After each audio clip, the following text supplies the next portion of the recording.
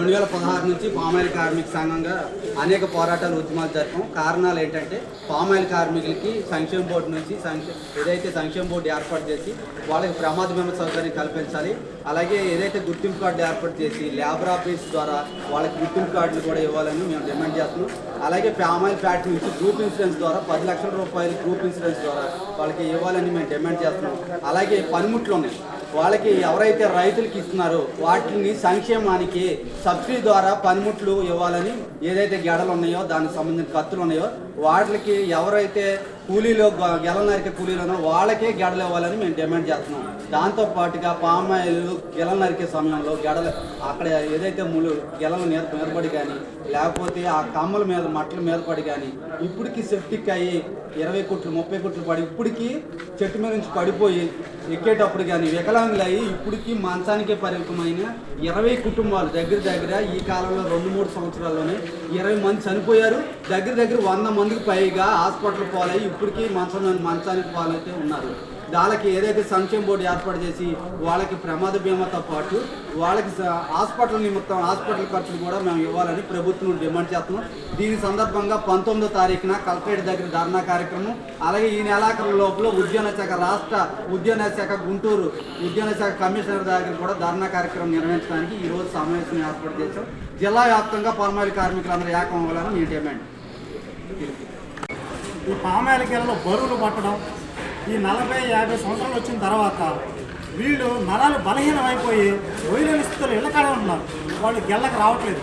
వాళ్ళకు కూడా పెన్షన్ రూపంలో వాళ్ళు కూడా ఆర్థిక సహాయం ఈ ప్రభుత్వం అందించాలని మా డిమాండ్తో మేము కోరుకుంటున్నాం.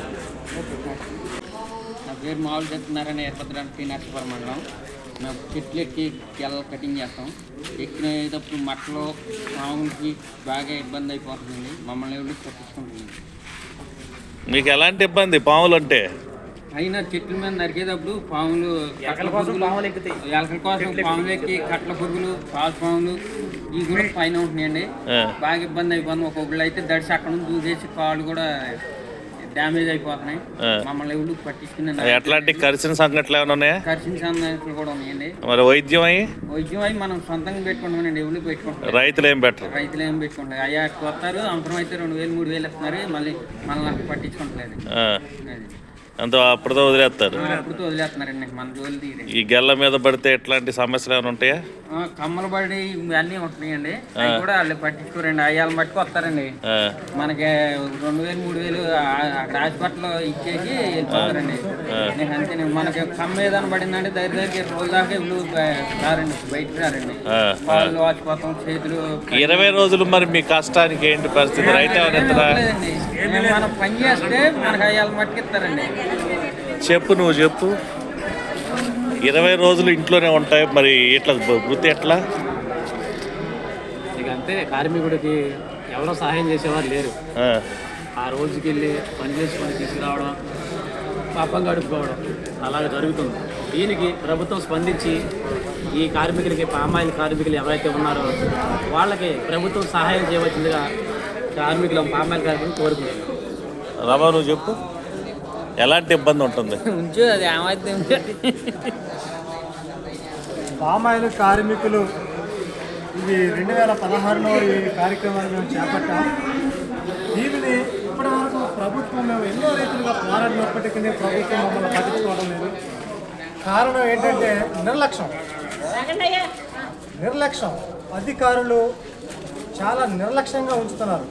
కార్మికులు అనేవాళ్ళు ప్రతి కార్మికుడి పేరు గూగుల్లో కొట్టినా వస్తుంది, కానీ పామాయిల్ కార్మికులు గూగుల్లోనే లేదు. ఇది మేము ప్రభుత్వం దృష్టికి తీసుకెళ్లాలని మేము ఈ జనాలు కోరుకుంటున్నాం. కాదు, నవభారత కంపెనీ మీకు కార్డులు ఇచ్చేందని అన్నారు. నవభారత ఫ్యాక్టరీ తరఫున మేము దాని విషయం కూడా మాట్లాడుతున్నాం. కార్డులు, ఇన్సూరెన్సులు కొంతమందికి ఇచ్చారు కానీ కొంతమందికి ఇవ్వలేదు. దానిని కూడా మీరు త్వరలోనే విడుదల చేయాలని మేము కోరుకుంటున్నాం. కానీ ఆ ఇచ్చిన కార్డు వల్ల మీకు ఏమైనా ఉపయోగం ఉందా?